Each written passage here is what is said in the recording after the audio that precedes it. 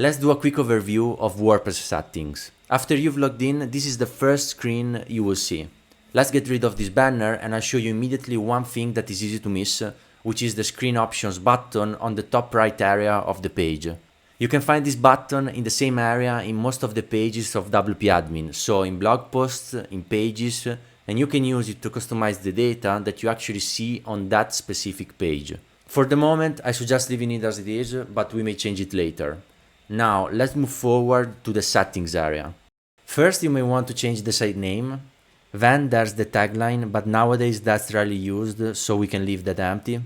After that, there are some settings that you will rarely need to edit manually, and for sure we don't need to edit them right now, so we leave them as they are. There's also this setting anyone can register that we will not enable now because at first we're going to build a blog, so people will not need to log into this website or to register, at least for the moment. And you may also want to configure your correct time zone because this will be useful later. For example, if you plan to set a publishing schedule for your post.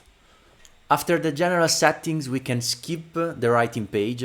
I've built literally hundreds of WordPress websites, and even in the most complex ones, I never edited these settings. So you can take a look, but probably you don't need to edit them.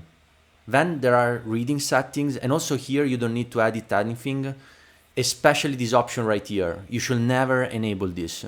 I mean, of course there are exceptions, but this may prevent your website from getting indexed on search engines, and is useful only in a minority of scenarios. So let's leave it like that and move on to discussion, which should be really just called comments. This is a blog, so I'm going to leave the comments open, and as you can see you have a bunch of settings around comments. One thing that I like to disable are avatars, because the default WordPress system for avatars is a little bit messy in my opinion, so I prefer just to disable that.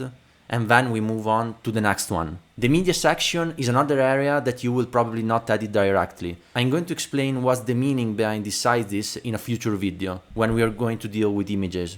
And then we have permalinks, which is quite important, because permalinks are the structure of your links on your website. So here you can see some settings valid for posts or for categories. For the moment, if this is your first WordPress website, I also suggest leaving these options as they are right now. Then finally we have a settings page dedicated to privacy, even though this is another page that I'm never going to use because we are going to build the policies pages in a different way, so we are not going to edit anything here. And that's it, that's an overview of WordPress settings. If you have any questions, let me know and I'll see you on the next one.